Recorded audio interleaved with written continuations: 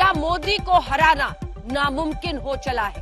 ये सवाल हम इसलिए पूछ रहे हैं क्योंकि 5 राज्यों में से 4 राज्यों में जबरदस्त जीत है और इसका श्रेय मोदी को जाता है। और वो इसलिए क्योंकि एक बार फिर वो गुजरात के रास्ते आगे के राज्यों में निकल गए हैं। लेकिन याद रखिए, चाहे वो उत्तराखंड हो, गोवा हो, मणिपुर हो, वहां मुख्यमंत्री के चेहरे पर यह चुनाव नहीं लड़ा गया है, वरना पुष्कर सिंह धामी तो उत्तराखंड में हार चुके हैं। प्रधानमंत्री नरेंद्र मोदी के दम पर बीजेपी जीत की जो रथ को लेकर आगे बढ़ रही है, उसी पर हम करेंगे चर्चा। विपक्ष के नेताओं के लिए कैसे है कड़ा मुकाबला? न सिर्फ राज्य की सरकार से करना है मुकाबला मोदी से भी करना है।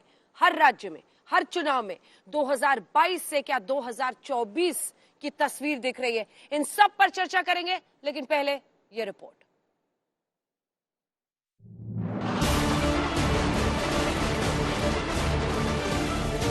इस बार भी ये ज्ञानी जरूर कहने की हिम्मत करेंगे कि 2022 के नतीजों ने 2024 के नतीजे तय कर दिए।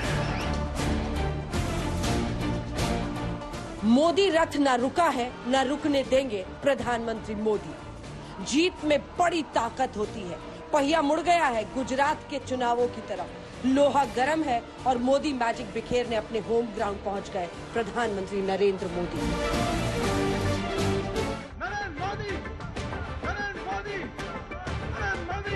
5 में से 4 राज्यों में जीत और वो भी उत्तर प्रदेश में रिकॉर्ड तोड़ जीत।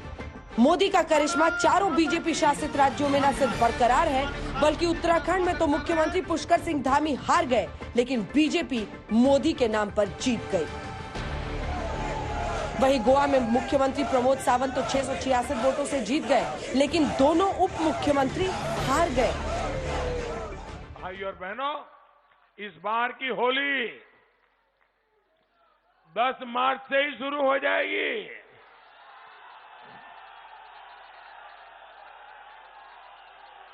पूरा यूपी 10 मार्च को ही रंगे वाली होली मनाने वाला है।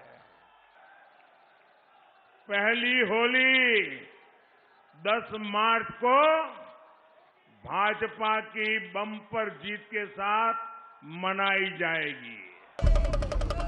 उत्तर प्रदेश में प्रधानमंत्री की ये भविष्यवाणी सही हो गई। यूपी में 10 मार्च को ही होली हो गई। यूपी में बाबा है, यूपी में बाबा, यूपी में बाबा है, यूपी में बाबा। नेतृत्व आदरणीय प्रधानमंत्री जैसे दुनिया के लोकप्रिय नेता के हाथ में मार्गदर्शन और उनके यशस्वी नेतृत्व में जो कार्यक्रम विगत 5 वर्ष के अंदर उत्तर प्रदेश के अंदर लागू किए गए, आज उसका परिणाम हम सबके सामने है।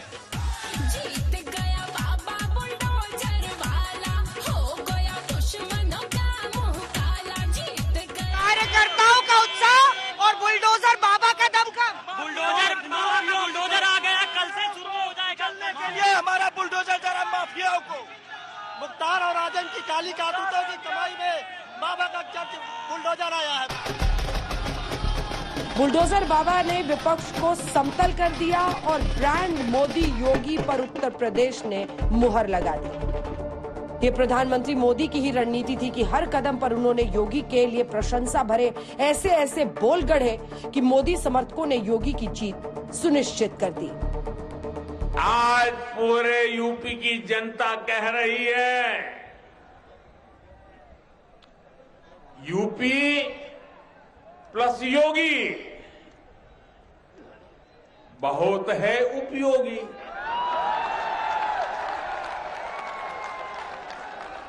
यूपी प्लस योगी बहुत है।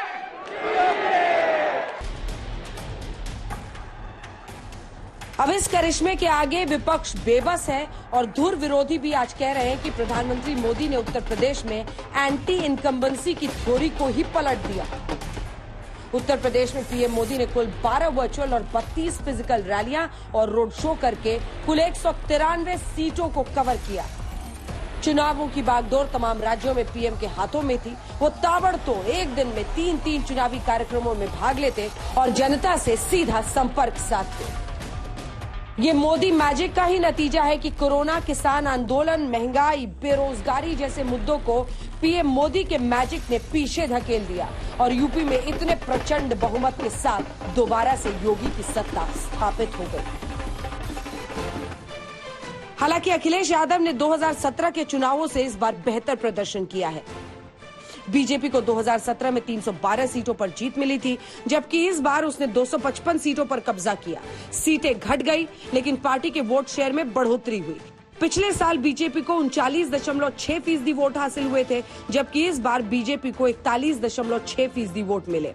वहीं समाजवादी पार्टी ने 2017 में 47 सीटों के मुकाबले इस बार 111 सीटों पर कब्जा किया। समाजवादी पार्टी को 2017 में करीब 22% वोट मिले थे, जबकि इस बार समाजवादी पार्टी ने 32% वोट हासिल किए। अखिलेश यादव ने ट्वीट किया, उत्तर प्रदेश की जनता को हमारी सीटें 2.5 गुना व वोट प्रतिशत 1.5 गुना बढ़ाने के लिए हार्दिक धन्यवाद। हमने दिखा दिया है कि भाजपा की सीटों को घटाया जा सकता है। भाजपा का ये घटाव निरंतर जारी रहेगा। आधे से ज्यादा भ्रम और छलावा दूर हो गया है, बाकी कुछ दिनों में हो जाएगा। जनहित का संघर्ष जीतेगा। चुनौती यह है कि राज्यों में बीजेपी के विपक्षी दलों को सिर्फ सूबे के मुख्यमंत्री नहीं, बल्कि सीएम प्लस पीएम का मुकाबला करना पड़ता है। मोदी चुनाव में जान भी लगा देते हैं। यूपी के आम लोगों के बीच पहुंचकर उन्होंने बीजेपी की जीत के रास्ते को खोल दिया। पीएम कभी वाराणसी में सफाई कर्मियों के साथ भोजन करते नजर आए, तो कभी रात में सड़कों, रेलवे स्टेशनों, गलियों में चहलकदमी करते दिखे। 13 दिसंबर को गेरुए वस्त्र में काशी विश्वनाथ कॉरिडोर की तरफ डमरू की आवाज के बीच आते अकेले प्रधानमंत्री दिखते हैं और फिर अंतिम चरण में अपने संसदीय क्षेत्र वाराणसी में 3 दिनों तक डेरा डाल के बीजेपी की जीत सुनिश्चित कर देते हैं। और अब 5 राज्यों से गायब होने के कगार पर पहुंची कांग्रेस जैसी पार्टियों के लिए चुनौती है कि प्रधानमंत्री यूपी की इस जीत को 2024 से सीधा जोड़ रहे हैं।